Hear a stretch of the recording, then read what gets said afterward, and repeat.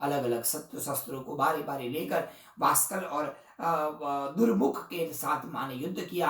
देखते देखते कुछ ही समय में माँ ने दोनों असुरों को मार दिया। असुरों को मारा, माँ भगवती की जय जयकार होने लगी और जय जयकार होते ही महिषासुर को पता चला। महिषासुर ने और असुरों को भेजा। एक चिक्षुराख्य, ताम्राक्ष और असीलोमा नाम के 3 असुर थे, उनको लड़ने के लिए भेजा।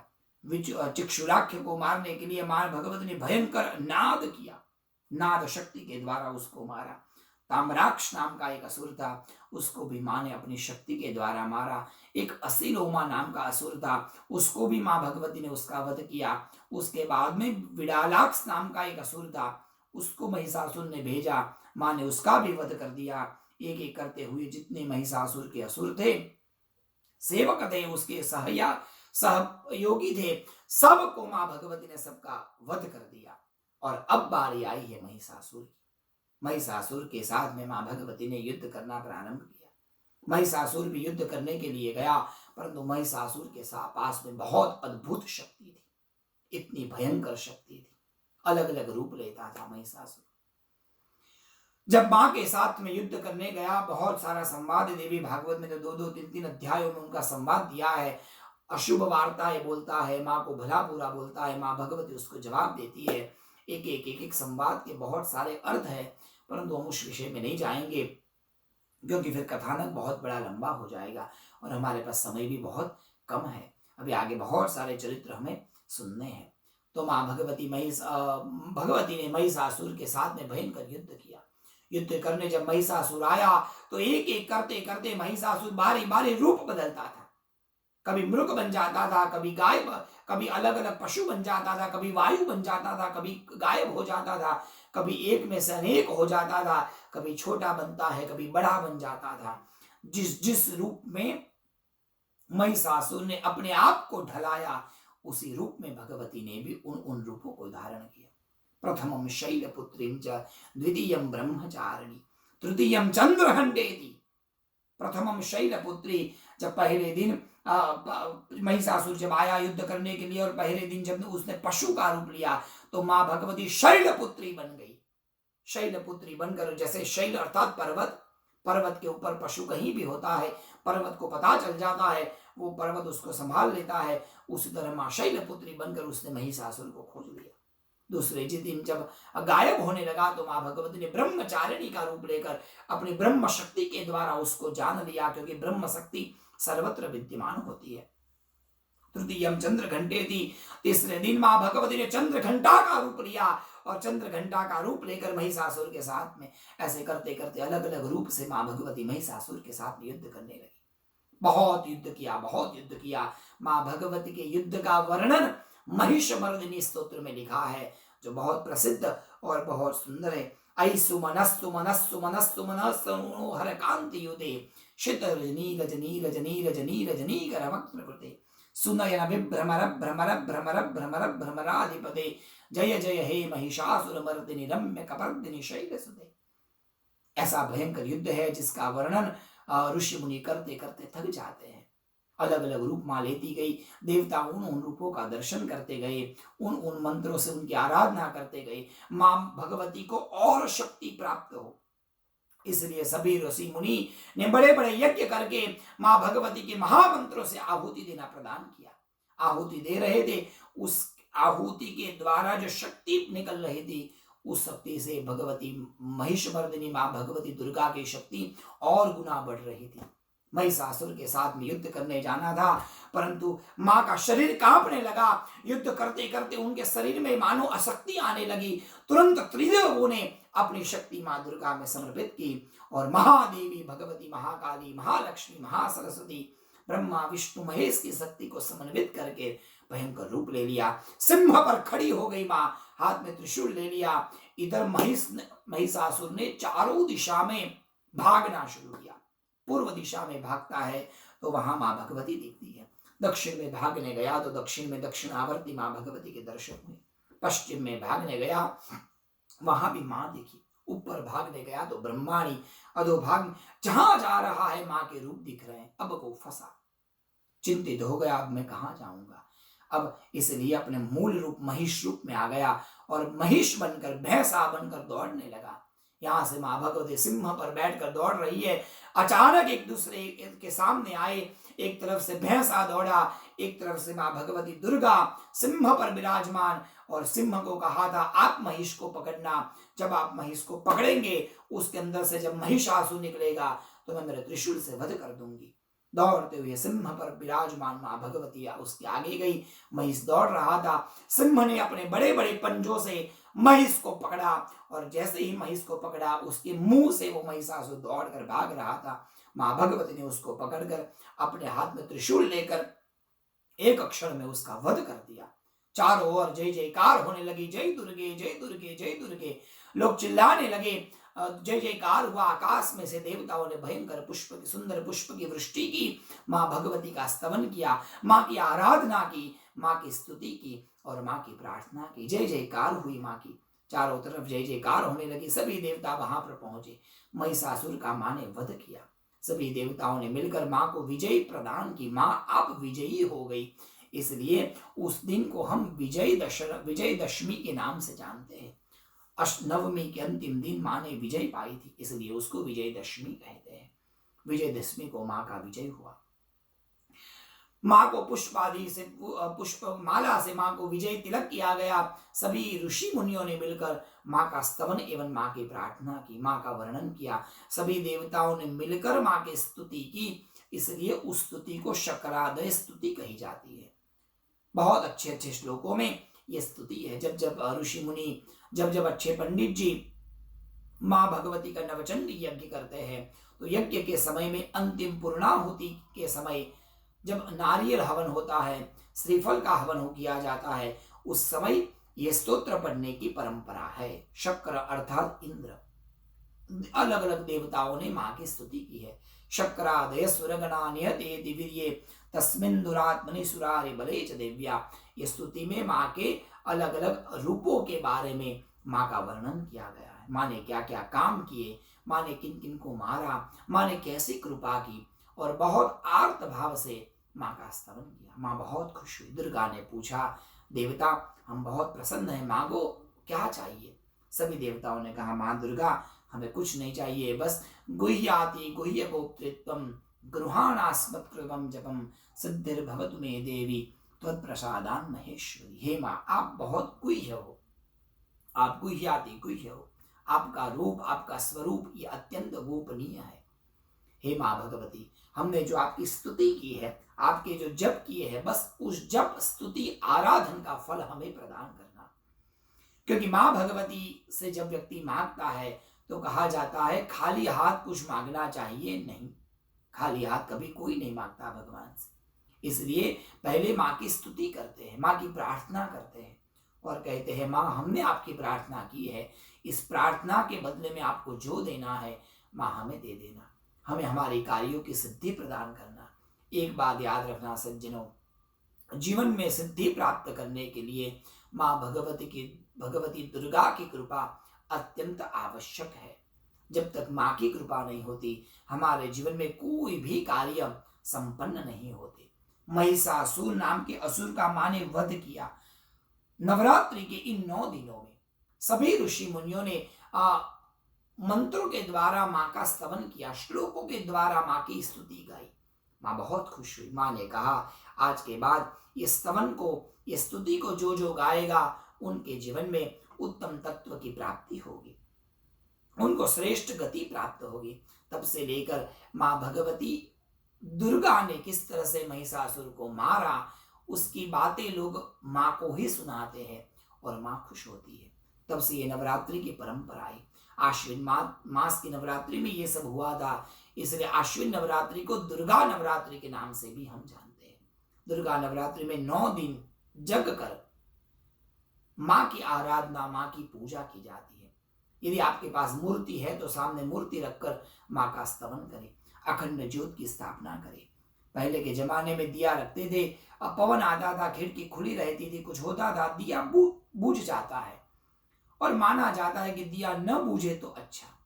इसलिए कोई उसमें शंका कुशंका नहीं करनी चाहिए।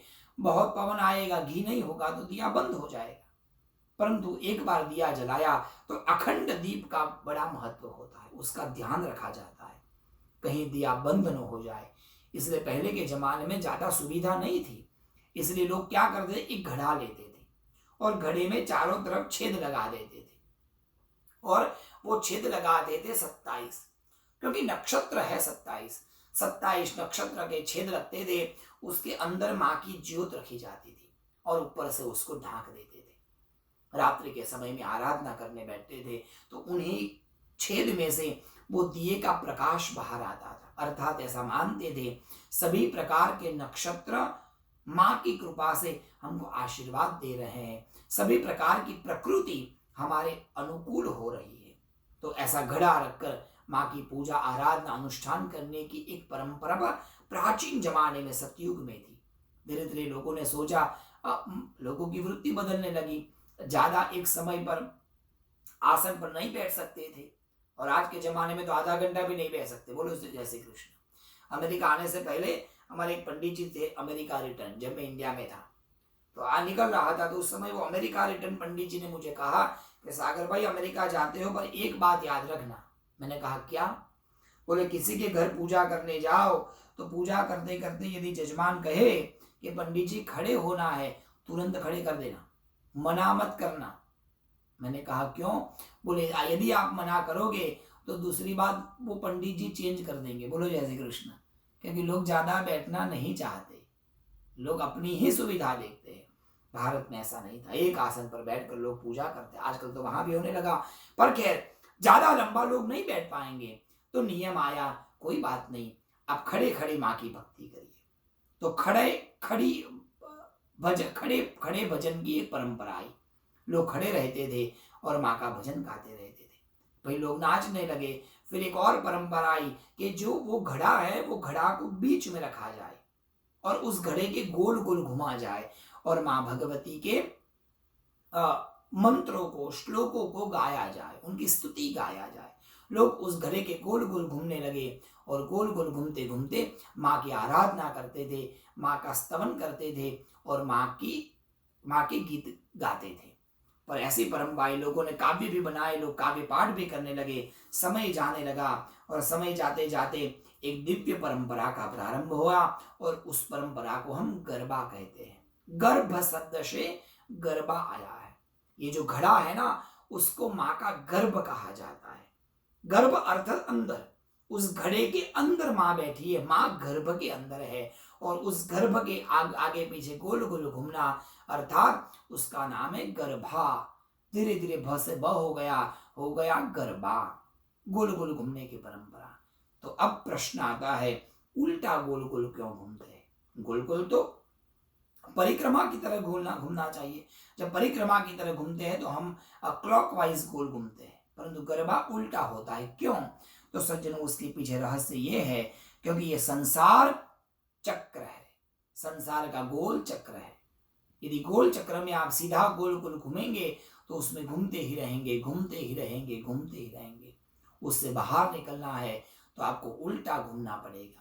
अनादि पूर्व समय में ऋषि मुनियों ने उस पर चिंतन किया था। श्री चक्र भी एक माँ का गर्भ है। श्री चक्र के अंदर मध्य बिंदु में माँ भगवती रहती है। उसका जब अर्चन पूजन किया जाता है तो दो परंपरा से होता है, सृष्टि क्रम और संहार क्रम।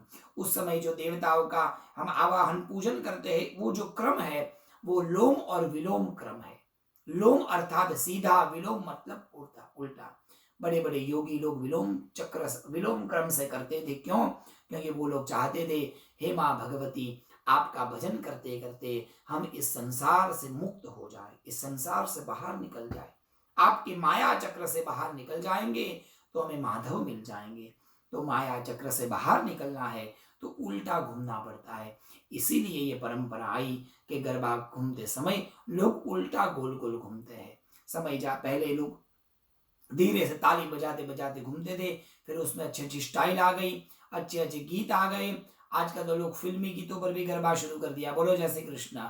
अब गरबा में की जगह पे डांस भी घुस गया। परंतु सज्जनों, आपसे निवेदन करता हूं, एक बात याद रखना, ये गरबा ये माँ की साधना है, उसको हंसी मजाक के रूप में कभी मत लेना। अच्छे कपड़े पहनकर स्त्री आ जाती है, क्यों? क्योंकि वो माँ भगवती का रूप है। एक गलती हो गई थी, मैं कल कथा सुनाऊंगा। पावागढ़ में एक पत्तई राजा थे। वो राजा ने गलती कर दी थी, गरबा खेलने वाली एक माँ भगवती के ऊपर उसने कुदृष्टि डाल दी थी। उसका क्या हुआ था वो कल की कथा में हम सुनेंगे। परंतु जब गरबा करने जाते हैं तो मन बड़ा शुद्ध होना चाहिए। अच्छे कपड़े श्रृंगार की हुई गरबा घूमने वाली स्त्री माँ का रूप होती है। मध्य बीच में गरबा गर्भ रखकर दिया जलाकर उसके गोल गोल घुमा जाता है। बिल्कुल वहां कुभावना नहीं होनी चाहिए। शुद्ध भाव से जब व्यक्ति वो गरबा घूमता है तो माँ की कृपा से परम तत्व को पाता है और श्रेष्ठ गति को पाता है। यही अर्थ है गरबा घूमने का, इसलिए वहां गोल गोल उल्टा घुमा जाता है। महिषासुर की वध की कथा, इसके सिवा और भी कई असुर है जिसका वध माँ ने किया है। महिषासुर जितना भयंकर था उससे भयंकर 3 और राक्षस है। एक का नाम है रक्तबीज, एक का नाम है चंड मुंड और एक का नाम है मधुकैटभ। ये भी बहुत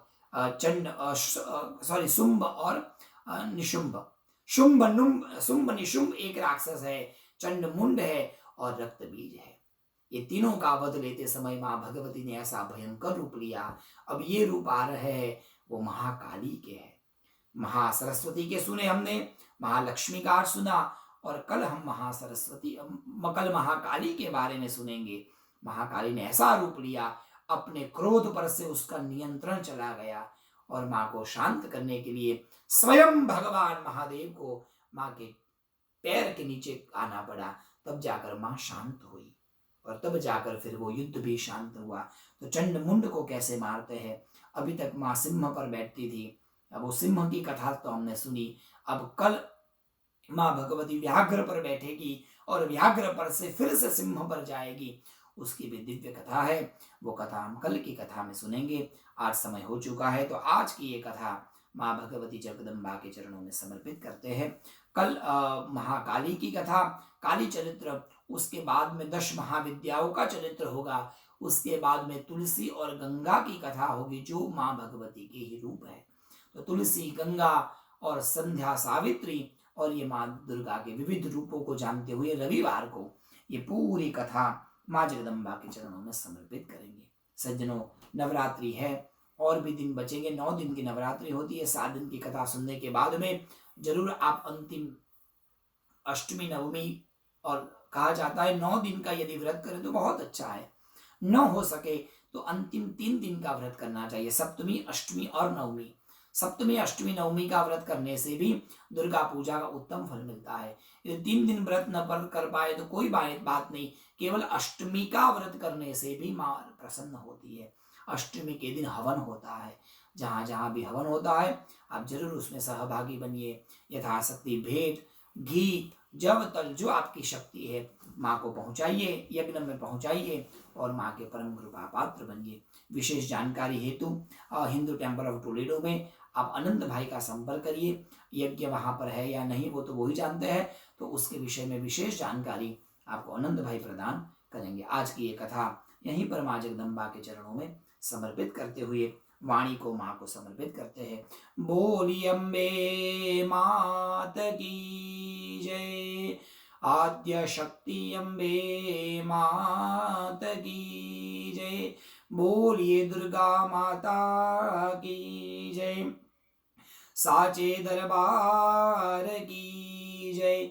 अपने अपने मात पिता गुरुदेव की जय। ओम नमः पार्वती पतये, हर हर महादेव हर। एक कथा प्रभु के चरणों में समर्पित, आगे का दौर अनंत भाई को समर्पित।